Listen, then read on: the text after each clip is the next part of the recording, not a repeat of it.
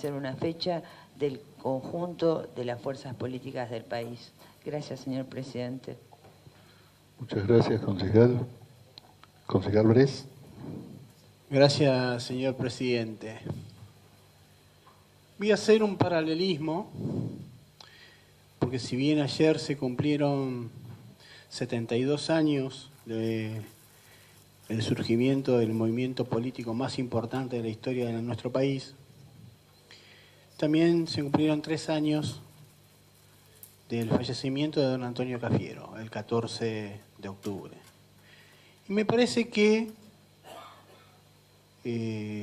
independientemente del hecho histórico, si hay algo que representó a Antonio Cafiero, no solamente haber sido un actor fundacional de aquel peronismo del 17 de octubre, sino básicamente más que un dirigente, un militante. Él solía decir provocativamente, palabras a las que yo adhiero, discutiendo con toda una línea de pensamiento dentro del peronismo, que el peronismo, antes de ser un movimiento, un partido político, era una pasión y un sentimiento. Y la verdad que yo lo siento de esa manera. Eso es lo que me lleva a decir, por ejemplo, en este momento, que sin lugar a dudas, si viviera Perón y Evita, votaríamos a Perón y a Evita. No votaríamos a ninguna otra persona que no fuera ni Perón ni Evita. No hay nadie en la historia del peronismo que haya superado a esos dos grandes liderazgos que ha tenido el peronismo. Porque uno habla del 17 de octubre, y en realidad el 17 de octubre fue, en alguna instancia, el proceso de movilizacionismo más importante de nuestra historia. Así se estudia en la antropología y la sociología política en Argentina. Pero hubo una construcción previa a eso. Hubo un pensamiento estratégico. Perón, independientemente de lo que uno puede pensar, y yo sé que muchos acá van a coincidir conmigo, que el doctor Raúl Alfonsín fue un gran estadista, pero sin lugar a dudas, Juan Domingo Perón fue el último gran estadista que estuvo en la historia de nuestro país. Alguien que pudo pensar más allá de 30 o 40 años, que anticipó en aquel proyecto nacional por el modelo argentino, en el año 73-74, los devenires hacia el futuro de la problemática que podría llegar a causar el hipercapitalismo y la depredación del medio ambiente, o la exacerbación del consumo, grandes discusiones teóricas y políticas que hoy se dan a nivel mundial ante el avance inexorable de la tecnología que comienza a regular la vida en sociedad. No son las relaciones sociales las que regulan a las tecnologías, es la tecnología que hoy se ha puesto a la vanguardia en materia de relacionamiento social. Y eso Perón lo vio hace más de 40 años. Por eso decía cosas como: ustedes deben organizarse más allá de mi existencia, no me lloren, crezcan.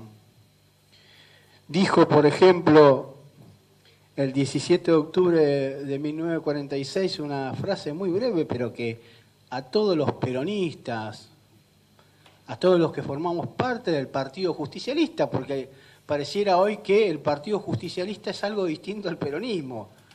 No, señores, el Partido Justicialista, como los movimientos sindicales, como los distintos espacios que forman parte del movimiento, es troncal y esencial en la historia del peronismo. No es un objeto que se puede tirar por la ventana, una simple herramienta electoral que uno la utiliza cuando le conviene y cuando no le conviene no la utiliza. El 17 de octubre de 1946, Perón dice, y esto es un gran aprendizaje: El 17 de octubre será para todos los tiempos la epopeya de los humildes, día de la ciudadanía y del pueblo, no de una parte, ni de agrupaciones determinadas, sino de todo el pueblo argentino. Y hay una consecuencia histórica y política, porque el Perón, que vuelve exiliado después de 18 años, convoca al pueblo argentino a la pacificación y modifica una de sus 20 verdades, planteando que para un argentino no hay nada mejor que otro argentino. Y ese es el concepto de unidad que nosotros como bloque del Partido Justicialista, como afiliados al Partido Justicialista, como dirigentes políticos que nunca nos hemos movido del Partido Justicialista, que siempre hemos sido candidatos por el Partido Justicialista, en este distrito, nos movilizamos. Cuando hoy se habla de unidad, la unidad que entendía Perón no era la unidad de acción. Obviamente que la unidad de acción, hay que leer bastante de Perón para poder interpretarlo. No alcanza con un par de libros. Cuando Perón hablaba de unidad de acción, que es la unidad mínima que tenemos que tener para llevar adelante una actividad política concreta, no era un hecho aislado, no era la constitución de un frente electoral para afrontar una coyuntura electoral. Porque antes de la unidad de acción, lo más importante era la unidad de concepción. Y la unidad de concepción significa para el peronismo que todos tengamos principios, valores comunes y compartidos, si no, no hay unidad de acción posible. Entonces, cuando recordamos el 17 de octubre, lo hacemos en estos términos, intentando convocar al conjunto de los compañeros a ser mucho más humildes, a no pretender hacerle decir a Perón y Evita, o hacerle hacer a Perón y Evita cosas que jamás hubieran hecho. Dividir al peronismo no es el camino. Para que el peronismo vuelva a ser una opción de poder en los próximos años, necesita de una unidad, pero de una unidad sincera que tenga como eje fundamental al peronismo. Los frentes electorales se constituirán después, porque responden a ideas y visiones distintas de la Argentina. Primero el peronismo. Eso es lo que quiso decir Perón cuando planteó primero la patria, segundo el movimiento, por último los hombres.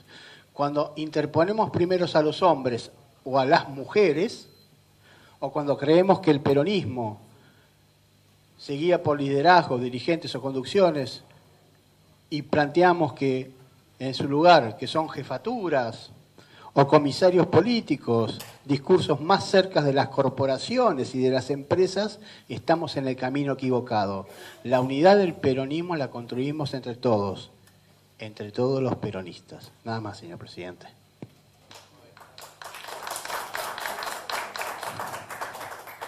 Bueno, muchas gracias. Desde esta presidencia ya adherimos al hecho histórico del 17 de octubre y su significado político y social. No necesariamente comparto